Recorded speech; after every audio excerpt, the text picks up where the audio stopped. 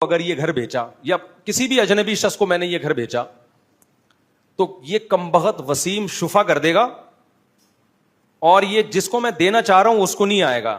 مجھے تو 1 کروڑ پورے مل جائیں گے, لیکن ہماری آپس کا کوئی مکا ہو گیا ہے, وہ کہہ رہا ہے بھائی مجھے بیچ, اس کو مت بیچ. تو یہ کباب میں ہڈی بن کے لے جائے گا. شریعت اس کو ترجیح دیتی ہے. تو اب آپ ایک ہیلا اختیار کرتے ہیں کہ میں بیچ نہیں رہا, میں گفٹ کر رہا ہوں.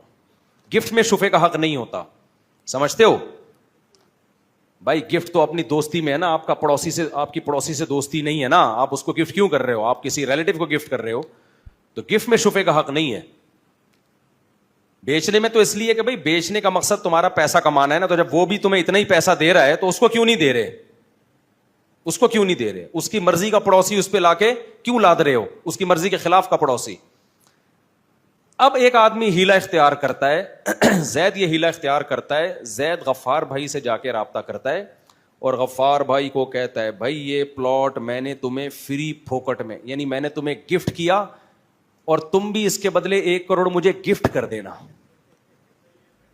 گفٹ کھیل رہے ہیں ہم لوگ, سمجھ رہے ہو؟ میں تمہیں یہ پلاٹ میں گفٹ کر رہا ہوں فری میں, گفٹ فری ہی ہوتا ہے, اور تم ایسا کرنا چھپڑ میں 1 کروڑ مجھے بھی کیا کر دینا خوشی میں. میں نہیں بیچ رہا, ڈاکومنٹس جو بنیں گے وہ ہبہ کے بنیں گے, گفٹ وہ خرید و فروخت کے نہیں بنیں گے, وہ ہبہ کے بنیں گے. تم بھی مجھے 1 ہفتے بعد 1 کروڑ روپے گفٹ کر دینا. سمجھتے ہو؟ تو شریعت کہتی ہے کہ پھر بھی زید کو, سلیم کو شفے کا حق ہوگا. کیوں؟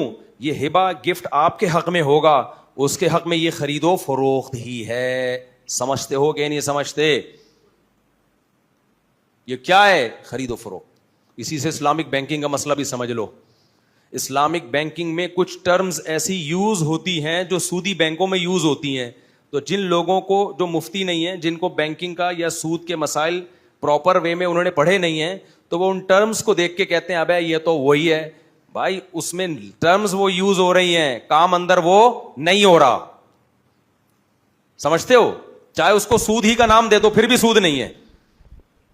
میں آپ کو گاڑی بیچتا ہوں اور کہتا ہوں کہ یہ گاڑی میں نے آپ کو کیش پہ 1 کروڑ میں دی ہے, اور اگر 2 مہینے بعد پیمنٹ کرو گے تو 1 کروڑ 10 لاکھ میں ہے یہ, تو ابھی طے کر لو کتنے کی لینی ہے.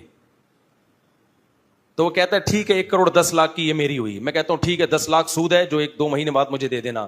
شریعت کہتی ہے منہ سے بول تو سود رہا ہے, حقیقت میں یہ سود نہیں ہے, کیونکہ اسی وقت ایک